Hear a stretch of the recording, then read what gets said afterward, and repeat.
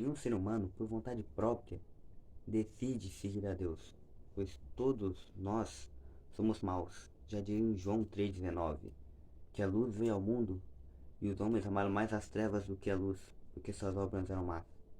Todo homem sem educação, sem ensino, ele vai tomar a decisão errada.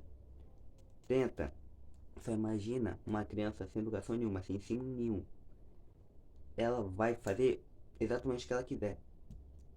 E ainda vai ficar revoltada se alguém oprimir ela, se alguém exortá-la, falando que está errado. Pois o ser humano vai se encher de ego. E o ego é sempre relacionado com coisa ruim. O egoísmo e o egocentrismo causam ciúmes, causam inveja. E a inveja e os ciúmes é capaz de causar mortes. Então, o ser humano agindo por si mesmo, sem ter algo para regir as leis, ele sempre fará a coisa errada, sempre fará o mal. Então, como fazer para que o ser humano faça o bem? Precisa ter algo para reger as leis e tudo mais.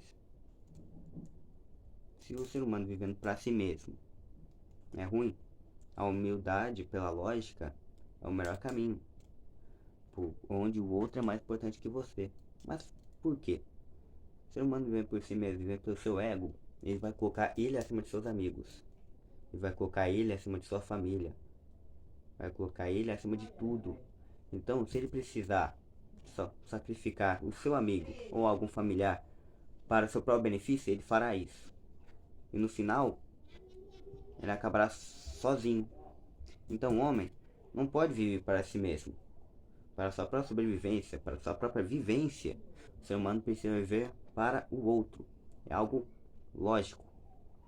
E aonde está escrito essas coisas lógicas? Na Bíblia.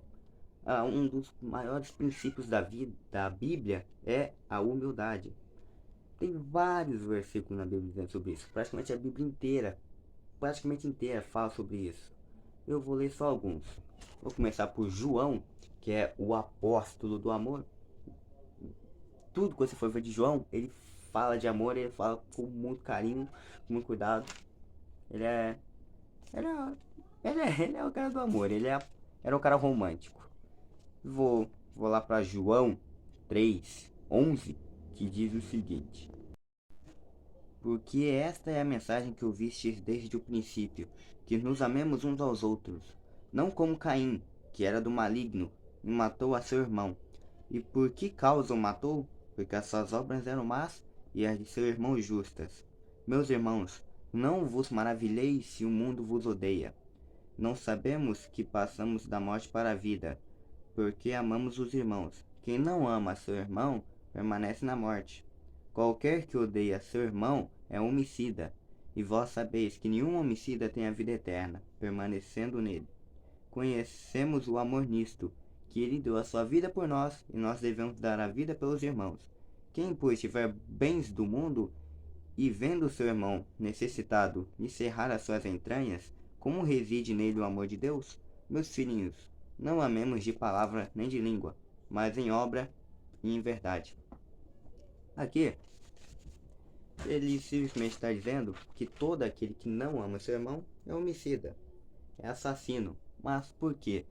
Porque Deus, por amor a todos nós, deu a sua vida por nós e nos deixou para que fizéssemos o mesmo pelos nossos companheiros. Então todo aquele que não se sacrifica pelo próximo está matando o seu próximo para ter seus próprios benefícios. Aquele que tem bens e vê seu próximo passando necessidade, e mesmo assim permite que ele passe necessidade, está matando o seu próximo. E todo aquele que é assassino não está condenado neste mundo e não tem direito à vida eterna. E também, como dito, todo aquele que crer em Deus será salvo. Se Deus é amor e nós não praticamos o amor, nós não cremos em Cristo. Aí fomos para Romanos 15, que só reforça essa ideia de que devemos nos preocupar com o bem do outro, com o bem-estar do próximo. Mas nós que somos fortes devemos suportar as fraquezas dos fracos e não agradar a nós mesmos. Portanto, cada um de nós agrade a seu próximo no que é bom para edificação, porque também Cristo não agradou a si mesmo, mas como está escrito, sobre mim caíram as injúrias do que te injuriavam. Porque tudo o que Dante foi escrito, para o nosso ensino foi escrito, para que pela paciência e consolação das Escrituras tenhamos esperança. Ora, o Deus da paciência e consolação vos conceda o mesmo sentimento uns para com os outros, segundo Cristo Jesus, para que concordes a uma boca, glorifiqueis ao Deus e de nosso Pai, Senhor Jesus Cristo. Aqui está dizendo que devemos fazer sempre o bem, buscando a edificação do nosso próximo, e que as Escrituras estão aqui para nos ensinar, não para impor. Talvez seja aqui para exortar. Exortação é uma forma de ensino.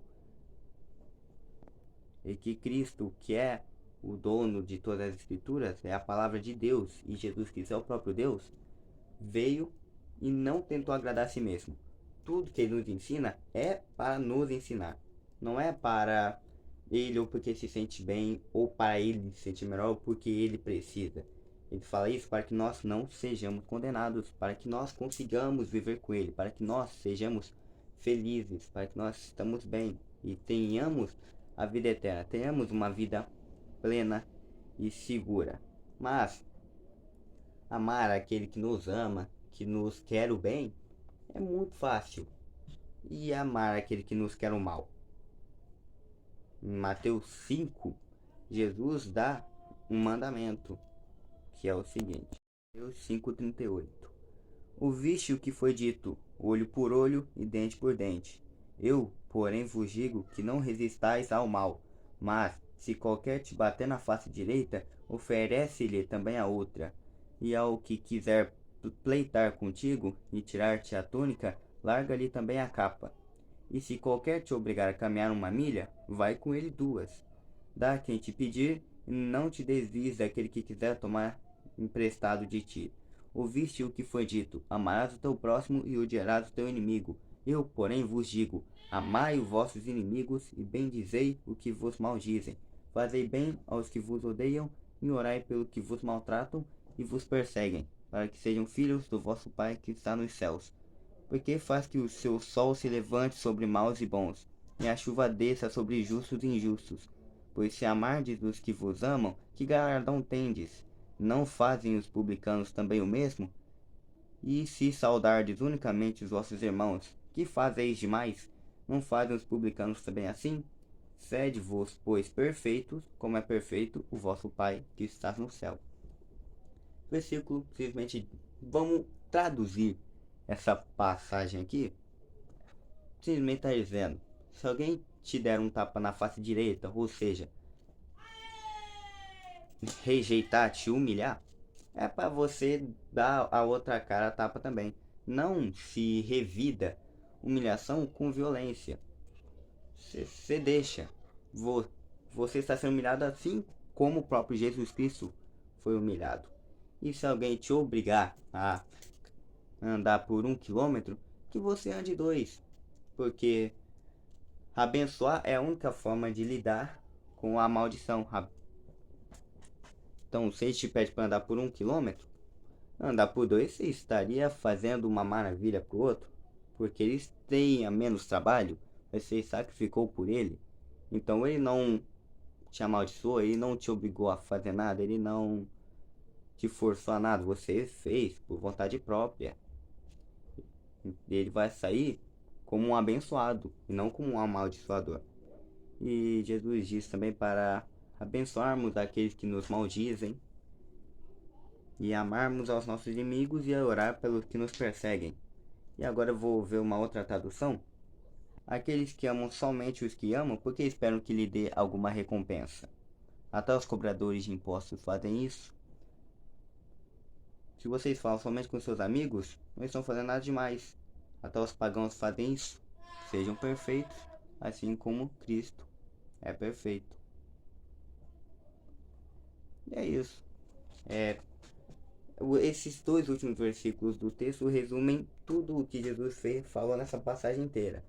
Por que vamos amar somente o que nos faz bem, apenas aqueles que convivamos, que nos fazem o bem? e maltratar aqueles que fazem o mal. Qualquer um faz isso. Até, até, até os próprios assassinos, os próprios criminosos fazem isso. Eles amam a sua família e odeiam outras pessoas.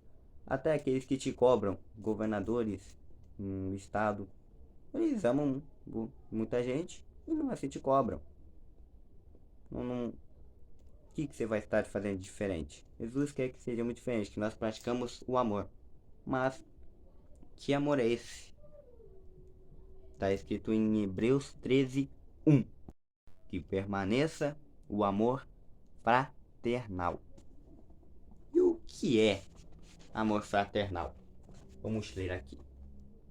Amor fraternal é um sentimento de carinho muito forte, de dedicação, de interesse pela figura do outro, gerando sentimentos positivos e construtivos, podendo até em certos momentos levar um indivíduo a fazer grandes sacrifícios, que só será capaz de fazer por ele mesmo.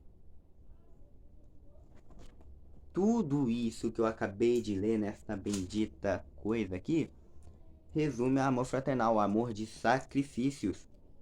Então, não confunda.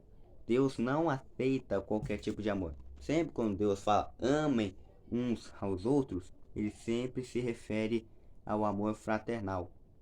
Como já diria aquele famoso versículo, ame o seu próximo como a si mesmo, é colocado como o mandamento mais importante de todos, apenas abaixo de ame o Senhor teu Deus acima de todas as coisas, que está até escrito nos 10 mandamentos, que é um mandamento universal que Deus enviou aos seus escolhidos. E chegamos numa parte importante. Deus escolhe as pessoas, Deus escolhe o seu povo. Como já dito antes, o ser humano por si só é incapaz de vir a Deus. Então Deus tem que vir e tomarmos por sua graça, pois sua graça é irresistível. Nenhum ser humano é capaz de resistir à graça de Deus.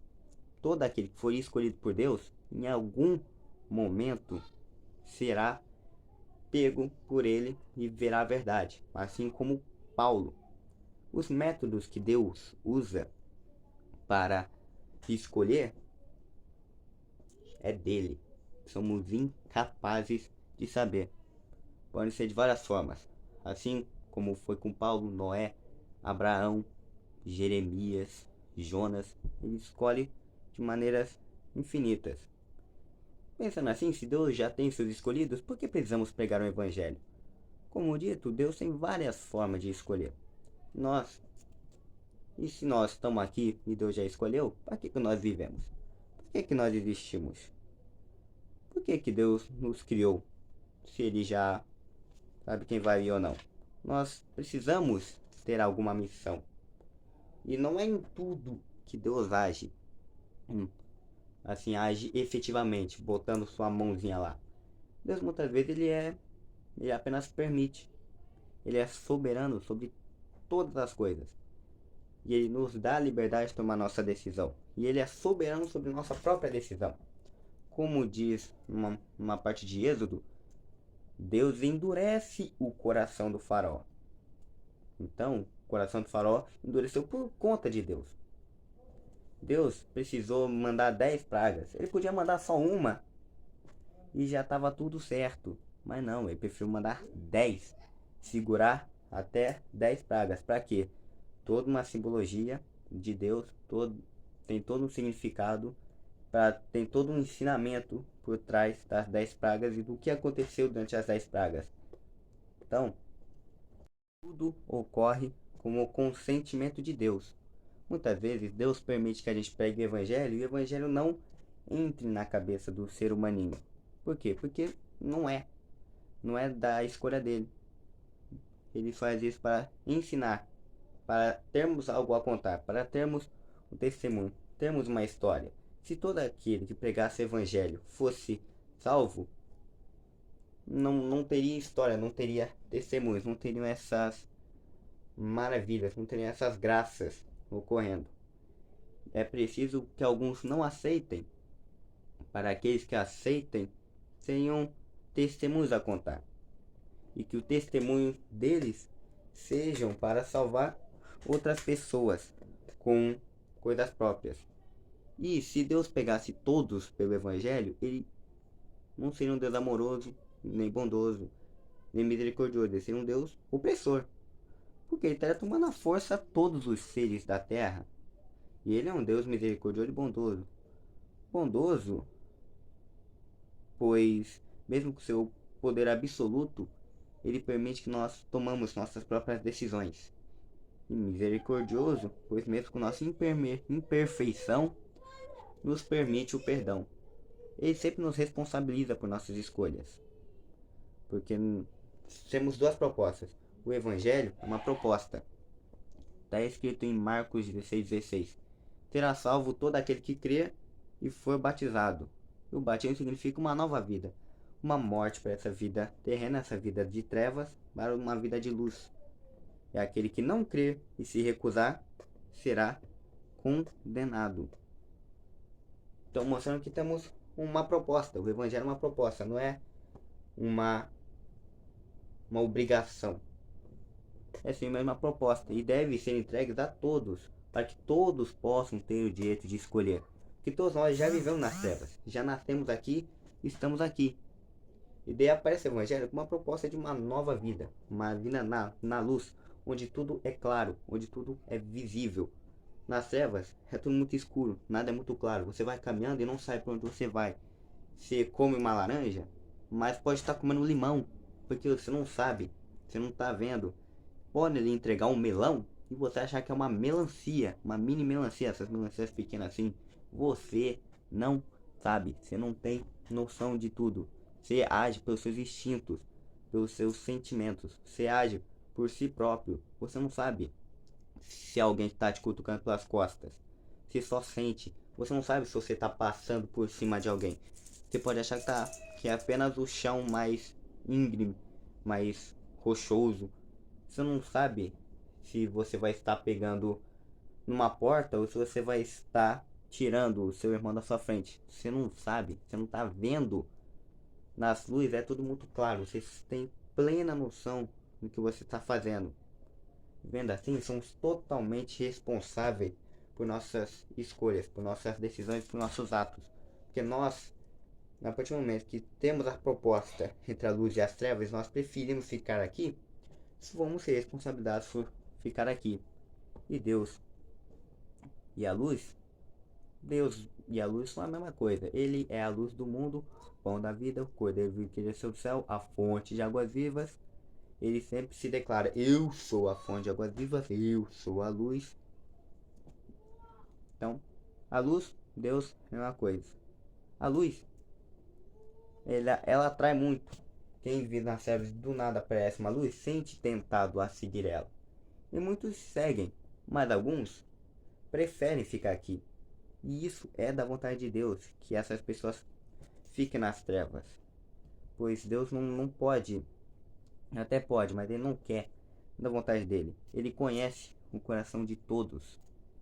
Ele vem com a proposta e vê aqueles que têm um coração mais endurecido, que já está totalmente domado por este mundo, e já sabe que eles vão preferir ficar aqui. E ele permite que ficamos aqui. Já outros que vivem neste mundo vão acabar se sentindo mais atraídos, mais ligados, de uma conexão com a luz, vai ser realmente tomado por essa graça, vai estar mais propício a isso. E esses são os que às vezes seguem ali. E salvo será todo aquele que for batizado. Ainda vou falar um pouco sobre o batismo, mas como eu já disse antes, é uma morte para a vida, uma nova vida, uma outra vida. É a morte para a antiga vida e para uma vida nova em Cristo. A todo aquele que é salvo, tem a certeza que é salvo. Não dá para perder a salvação, acredito eu. Pois no batismo, você morre totalmente para a vida que você tinha nas trevas e vive na luz. Você é uma luz nessa terra. Você é um foquinho de luz na terra. Não dá para você ser consumido pelas trevas, porque agora você é um foco de luz. Você é um mini cristãozinho na terra. Você é um mini Jesus Cristo. Então aquele que entra na luz e sai e acaba sendo tomado pelas trevas, ele na verdade nunca entrou muito na vida eterna em si, nunca foi salvo de verdade. Ele só estava lá, só se sentiu atraído, mas nunca se sentiu confortável lá. Seu coração ainda estava no mundo. Ainda se sentiu tentado totalmente pelo mundo e voltou. Ele não realmente compreendeu, não aceitou Jesus como o Consolador, como o detentor de todo poder, detentor de toda graça, o Salvador deste mundo, o homem do amor, o homem bondoso, o ser do misericordioso. Não aceitou isso. Só foi pelo calor do momento, se seguiu pela paixão. Como eu disse em um dos meus vídeos de relacionamento sobre namoro, não dá para se seguir pela paixão. Tem que ter Deus quer que nós seguimos ele pela fé, pelo conhecimento nele, pela obediência nele, e não pela paixão a ele, e sim por amor a ele. Um amor de sacrifícios, não estamos dispostos a sacrificar tudo que é nosso a partir do que é dele. Estamos seguindo ele só por paixão, pelo que ele nos traz de bom? Não vale de nada, pois nós estamos ainda com todas as nossas coisas ruins em nós. E as nossas coisas ruins muitas vezes nos levam a seguir o caminho de volta às trevas e não o caminho a Jesus. Então, o salvo é todo aquele que foi tomado pela graça de Deus, e condenado é todo aquele que se recusa a ir a ela.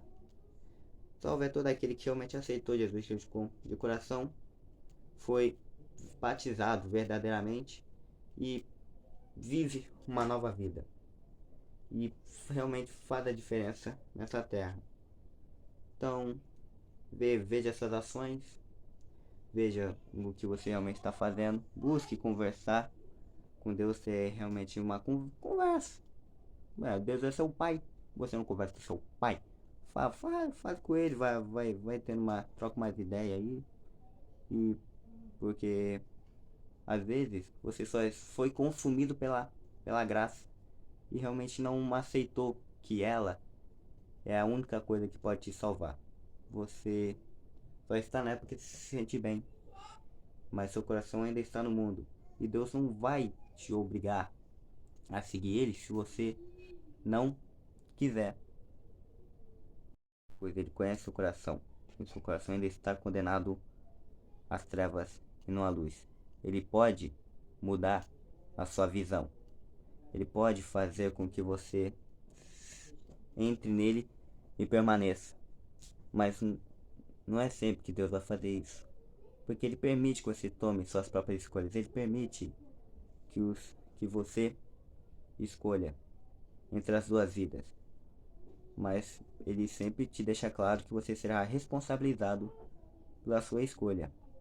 Então, olhe, reveja você por dentro, reveja seu coração, veja suas atitudes, veja suas escolhas, e que Deus abençoe a todos.